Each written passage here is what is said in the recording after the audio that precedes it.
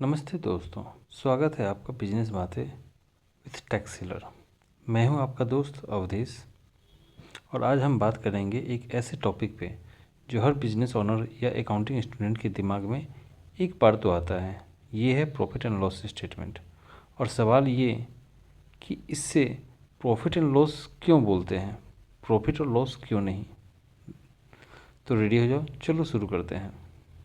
तो दोस्तों, पहले ये समझते हैं कि ये प्रॉफिट एंड लॉस स्टेटमेंट होता क्या है। सिंपल लैंग्वेज में ये एक फाइनेंशियल रिपोर्ट है जो बताता है कि एक कंपनी ने एक पार्टिकुलर टाइम में, जैसे एक महीने या एक साल में कितना पैसा कमाया और कितना खर्च किया। टोटल करके ये दिखाता है कि बिजनेस में फ़ायदा हुआ या नुकसान। अब ये तो क्लियर है, लेकिन ये प्रॉफिट एंड लॉस का नाम ही क्यों, प्रॉफिट और लॉस क्यों नहीं। ऐसा तो नहीं कि हमें एक ही चूज़ करना है ना। चलो इसका जवाब थोड़ा एक्सप्लोर करते हैं। वाई एंड नॉट और। देखो, बात यह है कि प्रॉफिट एंड लॉस एक स्टैंडर्ड टर्म है जो पूरी दुनिया में अकाउंटिंग में यूज़ होता है। ये टर्म इंटरनेशनल रूल्स जैसे IFRS और gap, general accepted accounting principles में भी फिक्स है। अब ये एंड क्यों, एंड को ही क्यों फिक्स किया गया और क्यों नहीं?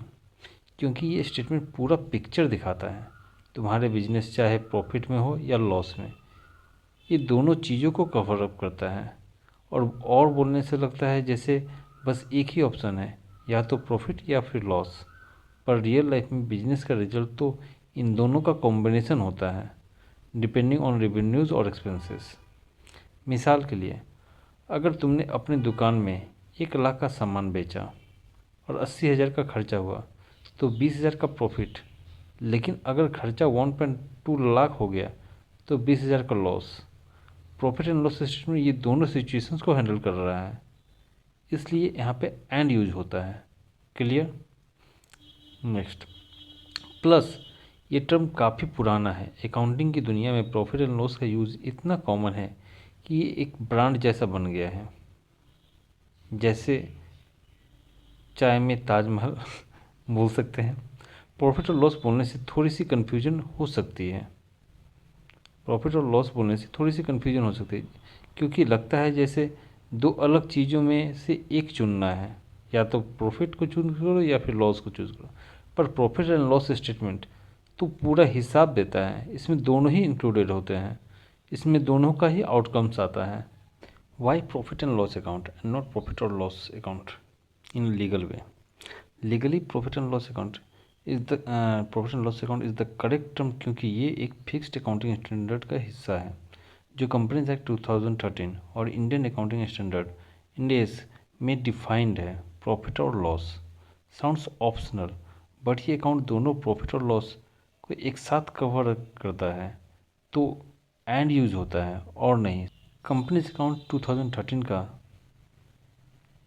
में भी अगर हम लोग देखते हैं तो इंडिया में कंपनीज एक्ट 2013 के सेक्शन 129 के अंदर में हर कंपनी को अपने फाइनेंशियल स्टेटमेंट बताने पड़ते हैं, जिसमें एक profit and loss account include होता है। ये टर्म ऑफिशियली इसी तरह से डिफाइन किया गया है। एक्ट में कहीं भी प्रॉफिट और लॉस नहीं लिखा, क्योंकि और लगता है जैसे चॉइस है, या तो प्रॉफिट होगा या लॉस होगा। लेकिन ये अकाउंट तो दोनों को कवर करता है, चाहे कंपनी प्रॉफिट में हो या लॉस में, तो एंड जरूरी है। अकाउंटिंग स्टैंडर्ड्स का रूल, इंडियस और एस के रूल में भी ये टर्म जो है वो फिक्स है। प्रॉफिट एंड लॉस अकाउंट ये एक स्टैंडर्ड फॉर्मेट है जो ICAI ने सेट किया है और ग्लोबली एक्सेप्टेड भी है। इसमें कंपनी के सारे रेवेन्यूज़ और खर्चे, एक्सपेंसेस को कैलकुलेट करके प्रॉफिट या लॉस निकाला जाता है। ये एक कंटिन्यूस प्रोसेस है, मतलब प्रॉफिट हो या लॉस, दोनों का हिसाब एक ही अकाउंट में होता है। इसलिए यहाँ पे एंड यूज होता है और नहीं, क्योंकि चॉइस का सीन ही नहीं है ना भाई।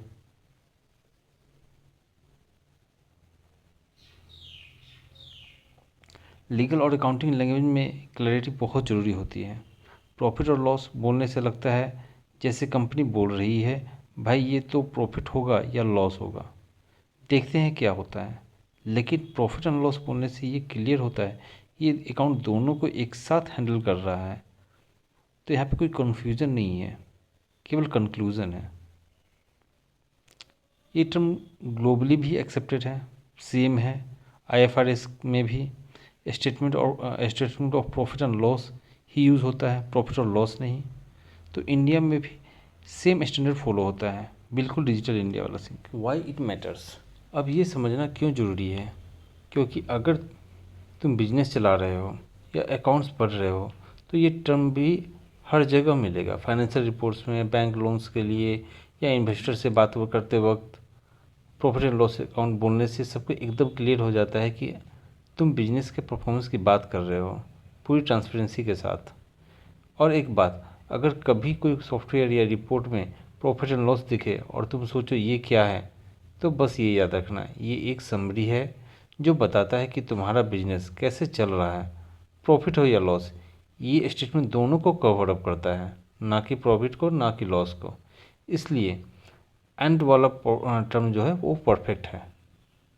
तो दोस्तों ये थी छोटी सी बात प्रॉफिट एंड लॉस के नाम पे। उम्मीद है अब ये क्लियर है कि एंड क्यों यूज़ होता है और क्यों नहीं। अगर आपका और कोई बिजनेस या अकाउंटिंग से रिलेटेड सवाल है तो नीचे पिंग करें कमेंट में। तब तक के लिए बाय बाय। और जब भी करो टैक्स में कन्फ्यूजन फील तो टैक्स हीलर के साथ करो, उसको हील। Thanks for watching.